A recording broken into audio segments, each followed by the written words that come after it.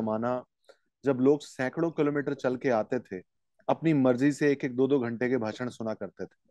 ठीक है। बिल्कुल। आजकल अगर लोग आते हैं तो उन्हें लाया जाता है, और आप समझते हैं कि उन्हें कैसे लाया जाता है।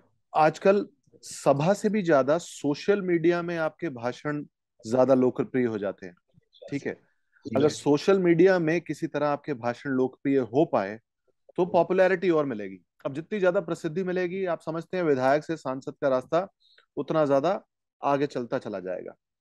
अब उसमें प्रसिद्धि के लिए we have to fix few things, कुछ छोटी छोटी चीजें हमें भाषण में अपनी ठीक करनी पड़ेंगी। अब सबसे पहले तो आप ये बताइए कि जो आप मुझे वीडियो रिकॉर्डिंग भेजते हैं, वो तो एक चीज हो गई कि आप इंटरव्यू दे रहे हैं मीडिया को। मुझे किसी सभा के रेगुलर वीडियो नहीं मिल सकते जिससे मुझे पता चले कि आप लोगों के सामने बोलते कैसे हैं। मैं आगे से ध्यान रखूंगा। क्योंकि जब मुझे ये पता चलेगा कि आप लोगों के सामने विधायक जी बोलते कैसे हैं, तभी मैं उसको और बेटर फिक्स कर पाऊंगा। जैसा कि मैंने कहा, गया वो जमाना जब सैकड़ों किलोमीटर चल के लोग आया करते थे एक एक दो दो घंटे के भाषण सुनने। अब उन्हें कुछ जल्दी से चाहिए बढ़िया, और सभा से भी ज्यादा प्रसिद्धि मिलती है सोशल मीडिया पर। तो जितनी भी सभा में आप बोलते हैं, क्योंकि हमने सांसद तक का सफर तय करना है विधायक जी, जितनी भी सभा में आप बोलते हैं उन सबको वीडियो रिकॉर्ड कराइए और मुझे भेजते रहिए। पहली बात तो ये। दूसरी बात, हमें एक चीज जरूर अपनानी पड़ेगी अपने भाषण में, जिज्ञासा, क्यूरियोसिटी।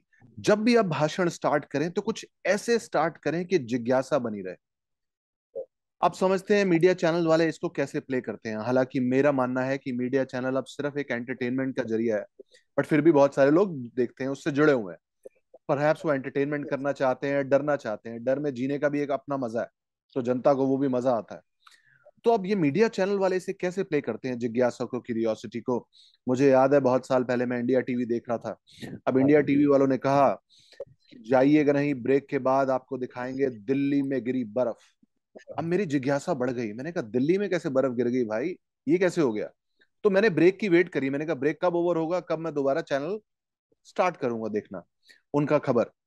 तो जैसे ही दोबारा खबर शुरू हुई, उन्होंने बताया एक साइकिल सवार साइकिल पे बर्फ की सिल्ली लेके जा रहा था, उसकी साइकिल से बर्फ की सिल्ली गिरी। यही है हमारा राज, दिल्ली में गिरी बर्फ। अब चलिए, ये तो एक दूसरे तरह की जिज्ञासा है जिसका कोई सिर पैर नहीं है। बट हमें कुछ ऐसा करना है भाषण के शुरुआत में ही कि लोगों की जिज्ञासा थोड़ी बन जाए। क्योंकि जितने ज्यादा क्यूरियस होंगे वो आपको सुनने में, उतना ज्यादा सुन पाएंगे। तो बिगिनिंग भाषण की सबसे ज्यादा जरूरी है।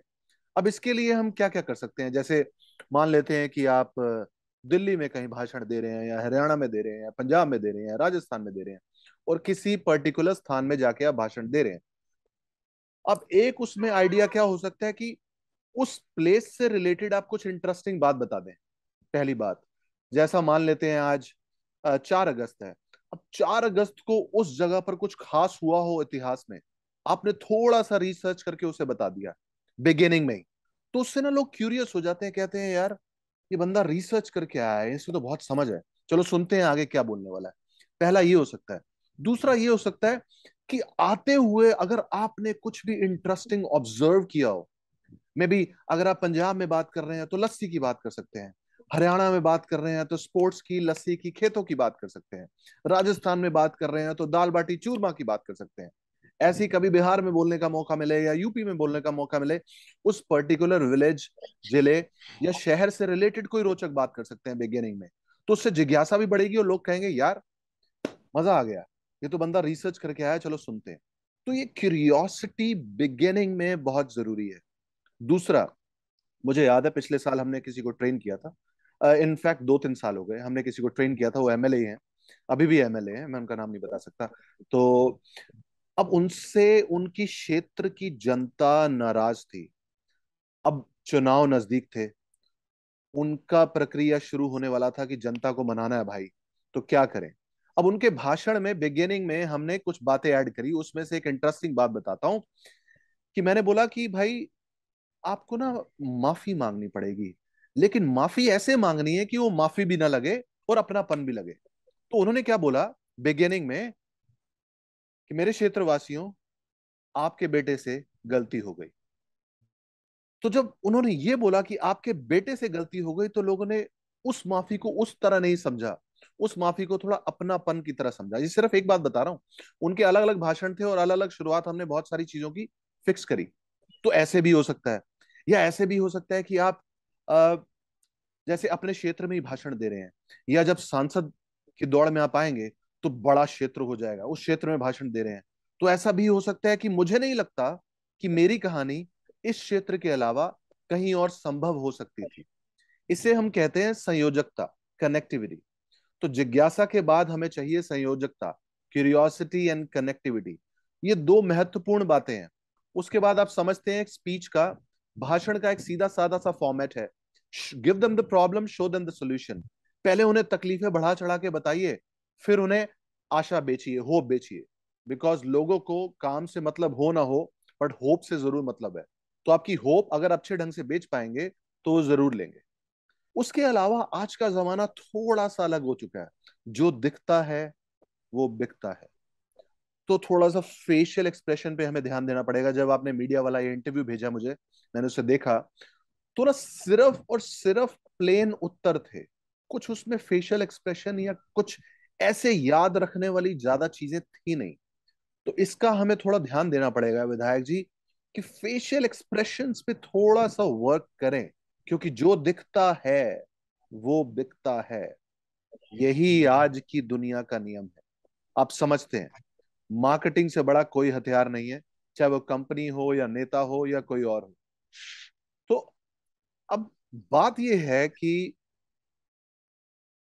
आगे बढ़ने से पहले मैं एक और चीज पूछना चाहूंगा कि हाँ जी। आप किस तरह की बातें आजकल लोगों से ज्यादा करते हैं? जनता के बीच में किस तरह की बातें आजकल ज्यादा करते हैं? विंग्स की बातें करते हैं, और गुजरात और ये 2-3 जगह इलेक्शन हो रहे हैं, इनकी बातें करते हैं। मैंने अपने लिए ना 3 एरियाज चुने हुए हैं कि इन 3 चीजों पे ही मेरी जिंदगी में ज्यादा बातें होती हैं, और इन 3 चीजों में मुझे पक्का होना है। तो पहले हमें ये सोचना पड़ेगा कि किस टॉपिक से रिलेटेड हम ज्यादा बात करते हैं, वो कैसे 3-4 टॉपिक हैं। जैसे हमारा काम है पब्लिक स्पीकिंग, तो पब्लिक स्पीकिंग से रिलेटेड जानकारी हमारी परफेक्ट होनी चाहिए। अगर नहीं होगी तो किस काम के हम? पहली बात। दूसरा, मेरी रुचि है मानव इतिहास में, ह्यूमन हिस्ट्री में। क्यों? क्योंकि मैं ह्यूमन हिस्ट्री से बहुत सारी पब्लिक स्पीकिंग की चीजें कनेक्ट करता हूं। तो ह्यूमन हिस्ट्री को मैं बहुत पढ़ता हूं और उसमें मेरी अच्छी रुचि भी है और थोड़ी सी नॉलेज भी है। तीसरा, हमें ह्यूमन साइकोलॉजी को पढ़ना पड़ता है, क्योंकि अगर आप ह्यूमन साइकोलॉजी को नहीं पढ़ेंगे तो लोगों को ट्रांसफॉर्म कैसे पढ़े करेंगे? तो बहुत ज्यादा हम डीप रिसर्च करते हैं ह्यूमन साइकोलॉजी में, ताकि लोगों को समझ पाए, अकॉर्डिंगली उनको ट्रांसफॉर्म करने का प्लान बना पाए। तो ये कुछ 3-4 एरियाज मैंने डिसाइड किए हुए हैं अपने लिए, और इनमें मेरी रिसर्च और मेरी नॉलेज अच्छी खासी है, उसका मुझे फायदा होता है। तो आपको ना 3-4-5 एरियाज अभी बिगिनिंग में ऐसे डिसाइड करने हैं जिन पे आप ज्यादा बात करें। उससे ना पॉपुलैरिटी मिलती है, लोग आपको कनेक्ट करने लगते हैं। अभी लोग आपको भाषण के एंगल से, किस एंगल से कनेक्ट करें, कि आप किस तरह की बात ज्यादा करते हैं। अगर आप अपनी विधानसभा क्षेत्र में जाके भाषण देते हैं, थैंक यू, विधानसभा क्षेत्र में जाके भाषण देते हैं, तो किस बात से कनेक्ट करें हो, कि भाई अब हमारे विधायक जी आए हैं, अब सुनने में इन्हें मजा आएगा, लेकिन क्या क्या बात करेंगे? हर कुछ प्रिडिक्टेबल भी नहीं होना चाहिए, मैं ये भी नहीं कह रहा, लेकिन 3-4 चीजों से आपको कनेक्ट करना पड़ेगा। और अलग अलग नेता किस तरह की बात करते हैं सबको पता है। कई बार एक सरप्राइजिंग फैक्टर ले आते हैं तो लोग और खुश हो जाते हैं, अरे मजा आ गया है तो। राइट, तो 3-4 ऐसी चीजें पकड़नी पड़ेंगी। उससे फायदा क्या होगा? आपकी पकड़ मजबूत हो जाएगी कंटेंट पे। कंटेंट पे पकड़ मजबूत होना बहुत जरूरी है, आप समझते हैं। जब कंटेंट पे पकड़ मजबूत हो जाएगी और बार बार आप उसे दोहरा रहे हैं, कभी यहां तो कभी वहां, तो ना रिफाइन होता चला जाएगा। वो कहते हैं ना, आप जिंदगी में वही बनते हैं जो आप रिपीट करते हैं। तो ये 3-4 एरियाज हमें डिसाइड करने पड़ेंगे, वो आप उसका निर्णय खुद ले सकते हैं। किसी दिन समय निकालिए, पेन पेपर लीजिए, 3-4 चीजें डिसाइड कीजिए जिसपे आपकी ज्यादा बात होती है। इधर उधर की कभी कभार बात ऑब्वियसली होगी, वो बिल्कुल नॉर्मल है, बट 3-4 एरियाज को ऐसे निकालने हैं जिसपे हम ज्यादा बात कर पाए। लेकिन मजेदार काम तब होगा जब हम उसे एग्जीक्यूट करेंगे।